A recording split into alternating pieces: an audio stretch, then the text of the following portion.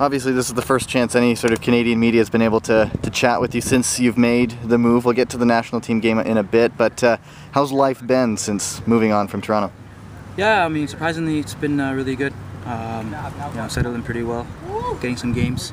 Obviously, different atmosphere, different setup, and I mean, they're more about football, so finally enjoy the game again, and I'm feeling a lot more better and complete playing over there in Dallas. So I mean, when it went down, maybe not the way I would expect it, and I mean, deep down in my heart, would have loved to finish my time in Toronto, but I mean, at the end of the day, it's about business, and that's something sometimes professionals don't have control of. And myself, I just gotta accept it. And for now, luckily, I'm involved in, like I said, a good setup where I can play football again and just focus on that. You mentioned to play football. What has been the difference between Dallas and Toronto's setup?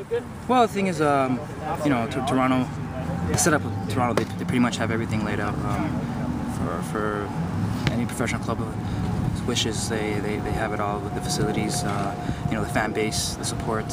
I mean, I think they're still missing a bit of planning and the direction.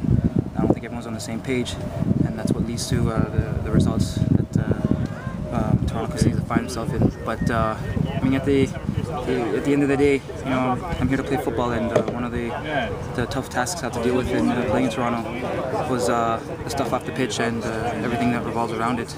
And I mean, most of it being negative was tough on my shoulders, but I mean, again, those are the types of things you have to deal with a professional, and then I thought I dealt with it my best, and at the end of the day, I've accepted the move, and here I am now under Dallas. What were your final few days like in Toronto? Were you expecting a move, or was there much of a surprise?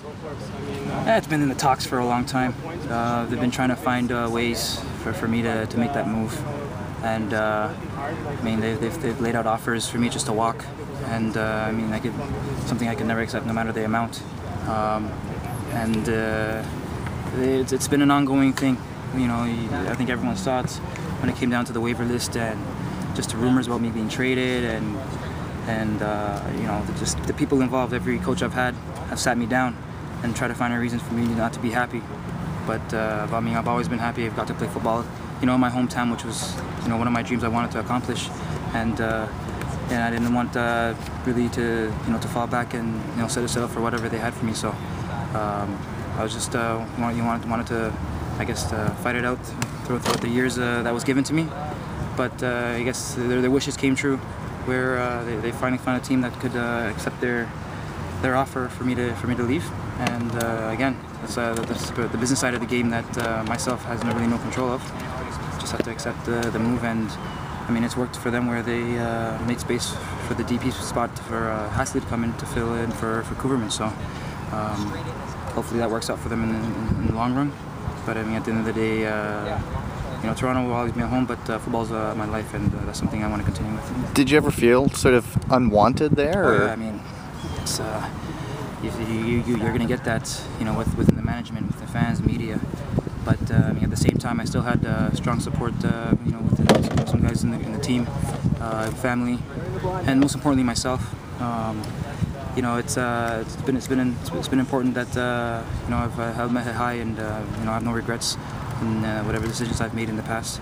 And I've got the chance to live a dream playing for my hometown. I think that's anybody's dream as a professional to actually accomplish. And I mean, again, it didn't finish the way I'd like to finish it, and I mean, that's how it works out sometimes. But I mean, at the end of the day, you have to move on as a professional and keep your head high, and those are sometimes the challenges and the tasks you have to deal with. And for me, it's I'm still proud, I'm a fan of Toronto no matter what. Even though I'm no longer there, I'll always follow them and support them and want the best for them. So, but again, I still have myself to focus on, and that's why being a part of Dallas now has been helpful for my career, for myself, and also prepares for myself for to continue with the national team. Have you given a thought? Obviously, there still is your last year on a contract. Have you given much thought to what's next?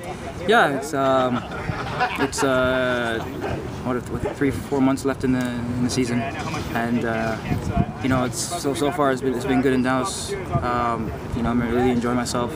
They've been very welcoming, and again, you know, they're there to play football. And at the end of the day, one sacrifice I did make, you know, making this decision coming to the MLS and playing for Toronto was, you know, leaving my kids and family in Europe. That's another challenge I had to kind of deal with myself, you know, throughout this whole experience.